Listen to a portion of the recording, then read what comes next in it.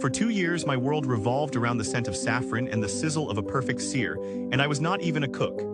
I was a musician, working 2 dead-end jobs in a town that Progress forgot, all to fund her dream. Mara was going to be a world-class chef, and I was going to be the man who helped get her there. Our relationship was built on grainy video calls, the 3-hour time difference, and my absolute unwavering belief in her. I sent her every spare dollar for her culinary school in the big city, for her knives, for her rent.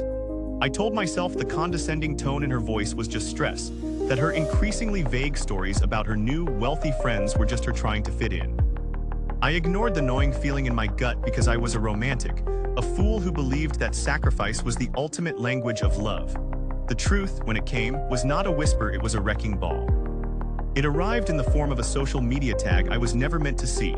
A group photo from a rooftop bar posted by one of her new friends. There she was, laughing, draped in the arms of some finance guy with a caption that read, "So glad Mara finally dropped her charity case back home. Charity case."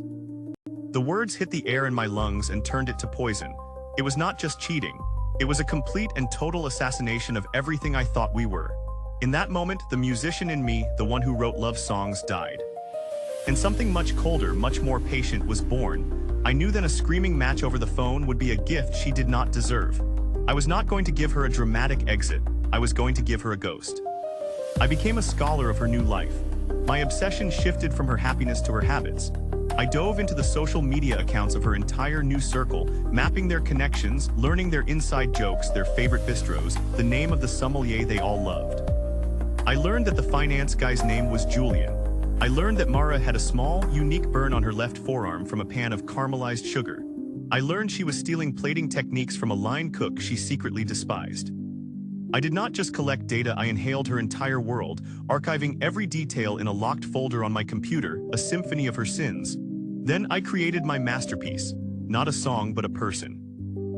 I created an online profile for a fictional food blogger I named the Urban Gastronome. The profile was immaculate tasteful, anonymous, with a bio that hinted at old money and an impossibly refined palate. I began my work slowly, reviewing other high-end restaurants in her city to build credibility. Then, I turned my attention to her workplace. My first review was a surgical strike.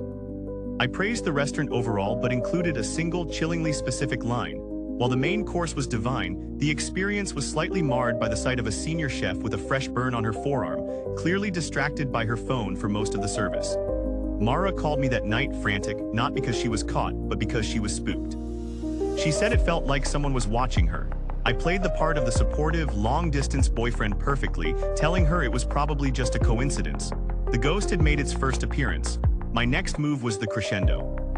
I used a secure email service to contact the restaurant's notoriously old-school owner, posing as the Urban Gastronome. I wrote that I was a silent partner in a major hospitality group and had been dining there to scout talent.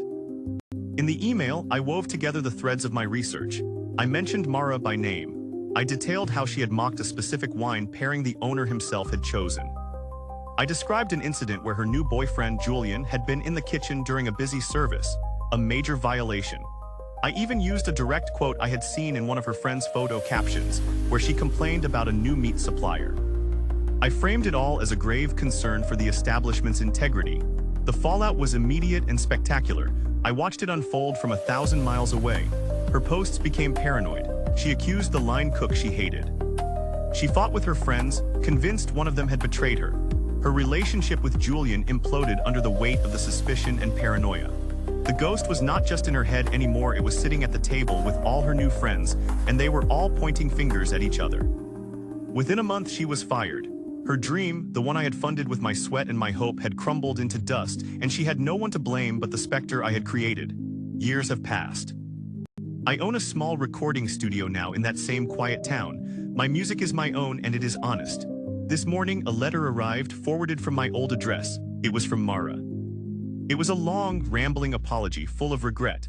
She wrote about how her life had spiraled, how an unknown, unseen enemy had systematically dismantled her career and her relationships.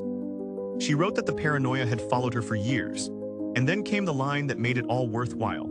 She wrote that through all that chaos, my memory was the only thing that felt safe, that I was the one good man she had ever known, and that losing her charity case was the biggest mistake of her life. I read the letter twice, feeling nothing but a quiet, clean sense of an ending. Then, I dragged the letter to the trash icon on my desktop and deleted it forever. She would spend the rest of her life looking over her shoulder for a ghost, never knowing that her one good man was the one who sent it.